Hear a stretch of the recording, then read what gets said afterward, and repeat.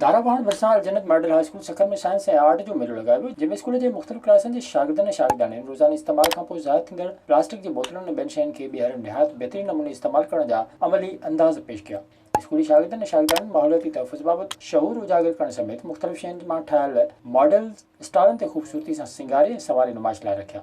Festival में हिस्सो वठंदड़ महिमाननि ऐं वालिदनि खे ॼाण पिण ॾिनी वई। हिन मौक़े ते regional director registration of private institution Sukkur madam Rukhsana Shaheen मंगणी जो Al Jannat model high school Sukkur जी प्रिंसिपल उस्तादनि सां गॾु शागिर्दनि ऐं शागिर्दाणियुनि जी महिनत खे साराहियो। बोज़ारवाड़ा लॻे मुबैना तौर फोत थियल औरत जे क़त्ल में फासाइण ख़िलाफ़ रवासन पारां टाउन चेयरमैन ऐं पुलिस ख़िलाफ़ एहतजाज कयो वियो।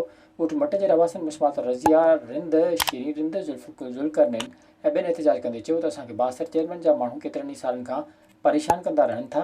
चेयरमैन इमदाद ख़ान रिंद हिकु 62 माण्हू आहे।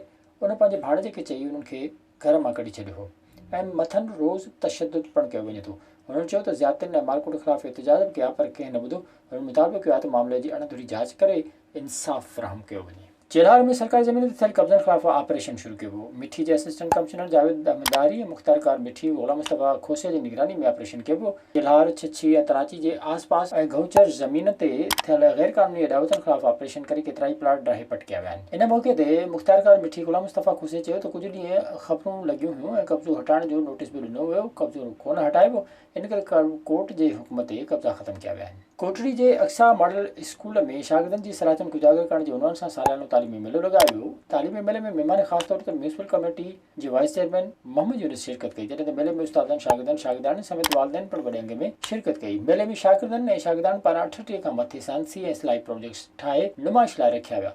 हिकु ॾींहं वारे तालीमी मेले में कोटड़ी ऐं आसपास जे शहरनि वॾे अंग में शिरकत कई ऐं शागिर्दनि ऐं शागिर्दाणियुनि पारां तयारु कयल प्रोजेक्ट्स पिणु ॾिठा। इन मौक़े ते उस्तादनि ऐं शागिर्दनि समेत शहरियुनि ॻाल्हाईंदे चयो त तालीमी सरगर्मी सां गॾु मुयसर निसाबी सरगर्मियूं शागिर्दनि जी सलाहियतुनि खे वधीक उजागर करण में अहम किरदार अदा कनि थियूं। विज़िट कयो अवामी आवाज़ मीडिया ग्रुप जी वेबसाइट awamiawaz.pk